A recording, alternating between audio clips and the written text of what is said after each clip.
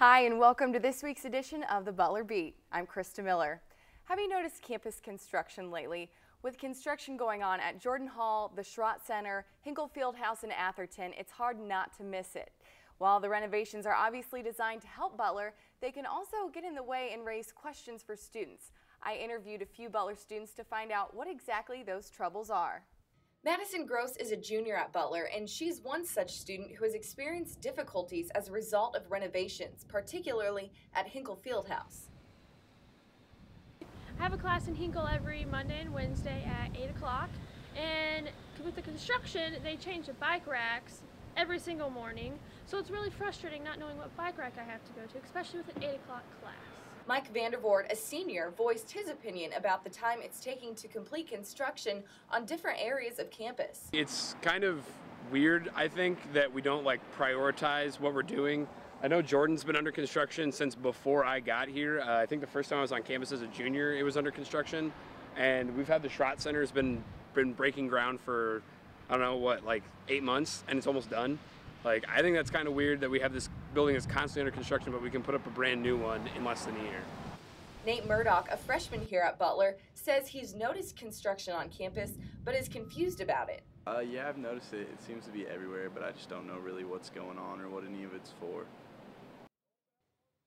These students may soon have their questions answered. For the Butler Beat, I'm Krista Miller.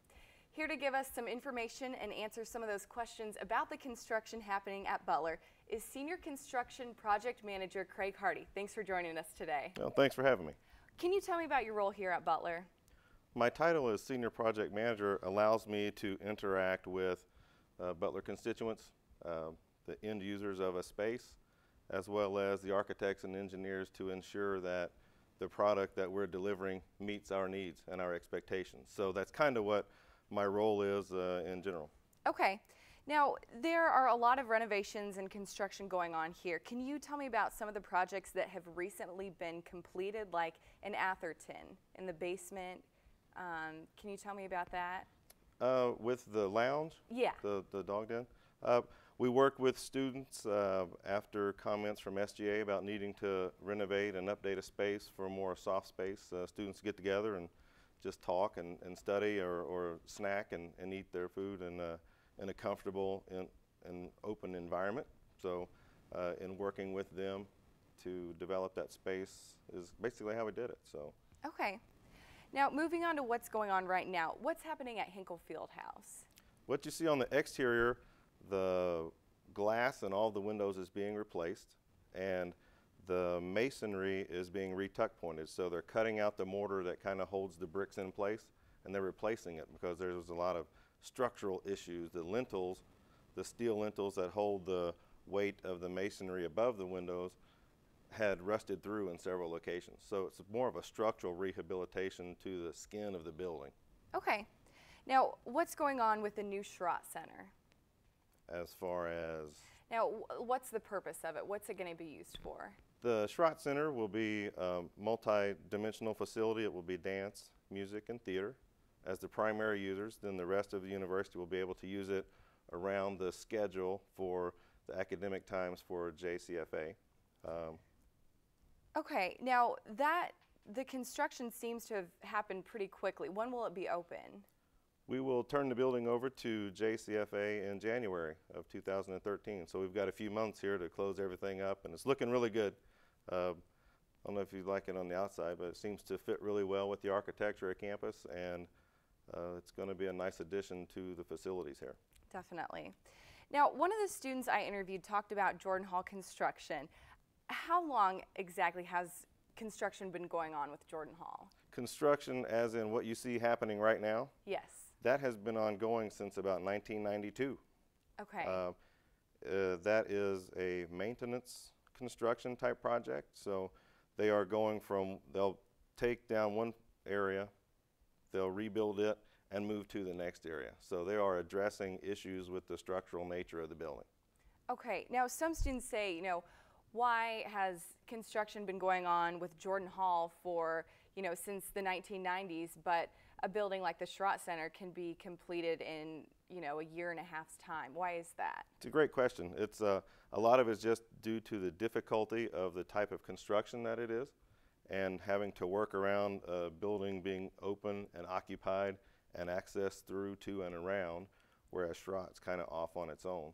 Sure. And Schrott is building a new facility, whereas the Jordan project is a complete renovation of the exterior of the building. So there's a significant difference in just the type of construction and how it's delivered and the issues that you have to work around. Sure. Now, with the growing student body population, what are the plans for places for students to live? The master plan, which was completed in 2011, shows for a new residence hall to be on the north side of Switzer Hall, and a potential residential offering on the west side of Ross Hall. So those would accommodate a higher quantity of students, and once those facilities would be completed and students moved in, we'd look to renovate Ross and Switzer and Resco to bring them up to a higher level of aesthetic and to provide some additional accessibility and aesthetic concerns. Okay, now when would that be completed, as in the additions by Schwitzer and for Ross? When would that be completed? We're not exactly sure. Those are strategic discussions and decisions that need to be made by the Board of Trustees and the Executive Committee at the university and the administration level. And those discussions are starting to occur next week on a more formalized time frame basis. So we don't have a time frame other than it'll probably be pretty soon. Okay, excellent. Now, where can students go? What kind of resources are there for students to find out more about construction and answer other questions that they might have about what's going on? That's another great question. And unfortunately, we do not have, in the Planning, Design, and Construction Department, we do not have a website or a location where you can go and look things up. You can continue to ask me or funnel them to Rich Michael, who is the Executive Director of our division. Okay. We are in the process of developing a website that will address some of these questions and concerns and just put some information out there so that everyone can see on their own what's happening and where things are going and what the timeframes are. Okay, excellent. Well, thank you so much for joining us and giving us a little more insight onto what's going on campus. Well, thanks for giving me the opportunity to talk about it. It's great. Good. Stay tuned for our next segment with Jill McCarter. Students were welcomed back to campus this semester by a dining hall with a brand new facelift. The marketplace at Atherton Union underwent some major renovations over the summer. Here to talk about the changes is Dean of Student Services, Sally Click. Thank you for joining us, Dean Click. It's my pleasure to be here. So tell me a little bit about the renovations that went on over the summer. Well, you may know that we have done this in two phases, and we could talk about that perhaps a little bit more. But this summer, what we did was kind of focus on the back of the house and the serving area, and then actually adding this whole new piece to the building, so what we would call a bump out. And it was, I can tell you, very noisy. People who were working in the building had to kind of put up with the banging and then people outside their windows. We had several times we had to shut electricity off and water off, so we really we managed to get through it in the knowledge that this would be a great outcome. And so we're really excited to see it this fall, but also what's still to come. So over the summer, demolition of the kitchen area and the servery, the additional space being built on, and we got it open, in time when students got back. So that was exciting. So I know this was the second of a three-phase process. What was the first process, or what was the first phase? Well, the first phase really was what we did over fall of 2011, December of 11. And that was to, in a 4-week period between when students left and came back in January, to renovate that front seating area. And if you recall, we had a pasta station and we had another station over here, but we really looked just to make that all seating. The other major part of the phase one was that central area where we have the salad bar and the deli. And we wanted in the design really to have the focus on fresh and healthy So that's why it's right there in the middle, and it's also real colorful. And if people want to start with the salad, it's right up front for them. So it was to add that circular area. So we were able to kind of complete that in a real short period of time. I mean, 4 weeks to get all that stuff taken off, torn out, and then the new facades up, and the equipment was also really remarkable. Yeah. And what does the future hold for Atherton Union? Well, the future, I think, is like next week, because September 27th is our target date to open the Backspace.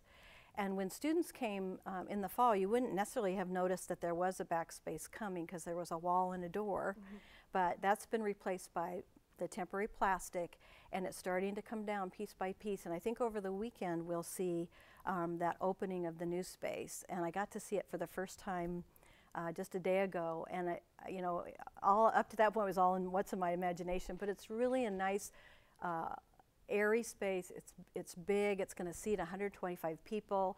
It has 2 levels for seating, so that's a piece of it. But also, the countertop rolls around to the back, and there's an extended area for the home zone or the hearty area. So whether it's pork chops and vegetables and potatoes, whatever it is on the menu. But then it rolls into what I'm really excited about, which is the Mongolian grill. Oh. So there's a round grill and a round hood, and there'll be a place where students can come up and get a bowl of vegetables or whatever they'd like to have. They hand it to the person working, and then you can add chicken, pork, tofu, and they'll cook it right there on the grill in front of you. Wow. So I think that adds a whole new dimension to really seeing your food cooked in front of you, choosing what you would like, the kinds of sauces, and I'm just really excited to see how that plays out. So there'll be like the rice cooker and noodles and stuff there too. So what's it been like trying to get that process finished while students are here? Well, I wish I could take credit for doing this, but I haven't wielded a hammer or anything. I'm there to facilitate the university piece and communicating with campus, communicating what students are thinking or asking and that kind of thing, or what their desires are, to the project manager, the designers, the people who are running the construction itself. Yeah. But it's been fun to be a part of the process. It's been fun. We've had students touch point and provide feedback along the way, and so it's fun to see people experience it. And you don't in your career often have the opportunity to spend a couple $1 million and build a new facility. I think campuses have not been building and adding on, but this was really fun to be a part of. What kind of students' response have you heard? Well, my main sources are CPA. I work really closely with some of the student leaders there, and we also have a food committee, which is called the Butler Cuisine Bureau. We couldn't just have it be the food committee. We're the Butler Cuisine Bureau. And so that group of students has been active for a couple of years, and they've provided feedback before, during, and now after. And when we sat down right after it had opened, they just were really complimentary from not only what it looked like and what it felt like, and people had different ways of describing the space, like urban chic or something. They had fun ways to say it. But it was, we really liked the brick oven pizza. We liked the texture of the crust. It's different when it's cooked over the open flame versus an oven. I think we were just hearing positive things about food presentation, and it's not all perfect. It's never perfect. You're trying to please a lot of people, a lot of tastes, a lot of different expectations. But I guess what I'd want to emphasize to people is that our staff aims to please, and we don't want to have food choices and options out there that nobody really likes. And so there are lots of ways to provide input, whether it's through that food committee or CPA, or there's the food comment cards that you can fill out, and it can be, those things are really pretty entertaining. But could we have chocolate soy milk, or could we I really like this dessert, can we see that more often, or the soup's too salty, really specific helpful feedback, or I'd really like to see different kinds of ethnic cuisine or something. Yeah. So that, and then we have a email address, food@butler.edu, and people can send comments all the time. And the managers really appreciate that because that helps them provide what we want, what we're seeking, but also it helps them work with the staff to improve their skills. Yeah.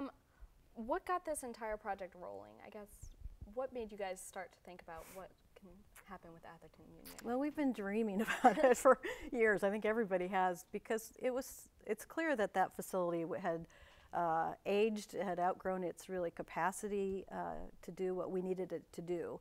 So we've thought about it for a lot of years, and then a couple years ago we had some designs made.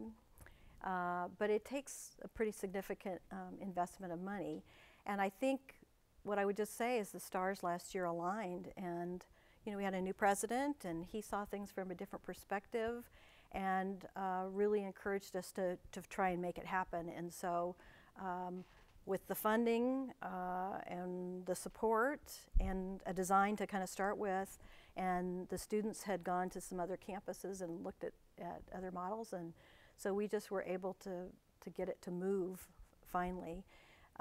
Some of the things that really needed to happen are ventilation related, or the dishwasher and the return, and so we were able to really get at some of the structural things as well as improve, again, presentation, menu, and all those things. I know there's also a new change in the meal plan. Can you tell me a little bit about that? We'd heard from students, whether it's through the food committee or just through individual comments, that it was too defined, that they didn't have enough access to the dining hall, and so we had the opportunity to move to what we call an all-access plan, which essentially makes it kind of like the dining hall is your kitchen, and between the open hours you can come and go as much as you want. And there can be some good things with that, and there can be some challenges with that. So the good things are you can come on in early in the mealtime, grab something before class, come back later for lunch, come back later in the afternoon and grab a cookie and a cup of coffee, sit down and study in the space. When dinner is rolled out at 4:30. So you can really, for people who like to eat smaller, fewer, more meals, smaller portions, that helps that. Again, you can kind of come and go around your schedule. I think the challenge is, but I haven't seen this happening, the challenge is that you would just eat all day, that you could eat more than maybe what you want. But that's, I live in a house, we have a kitchen, I eat when I'm hungry, I don't eat all day just because I can. So I think human nature is at work in the dining hall too. So. And then one last question. I know Michelle Bryant Jones is new to staff. What's her role, and what kind of things has she brought to Butler? Michelle is a vibrant new dining director. She joined us in July. She is in charge of the whole Aramark operation in our dining services program. So that's not only what's happening in Atherton, but what happens in Resco, what happens over in the apartment village, convenience store, the Zia Juice Bar, downstairs in the C Club. So all the dining venues, and she supervises the managers and makes sure the process is working. And she's probably that point person for me. So if we have things that are whether projects or just giving feedback, I usually go right to her. Her background is she's been in food service her whole career, except, well, I think she was in the Army and then she went into food service. And most recently she was at Lilly in town. So that's a campus in and of itself. And she had lots of different venues to be in charge of. And so she brings a really relatable experience. She's had some college campus experience. And she also has been in this environment with really high expectations from a clientele. And I think she's really excited about this new opportunity with the facility. But also, back in when we first opened our account here with Aramark in, I think, 1998, she was part of that opening team.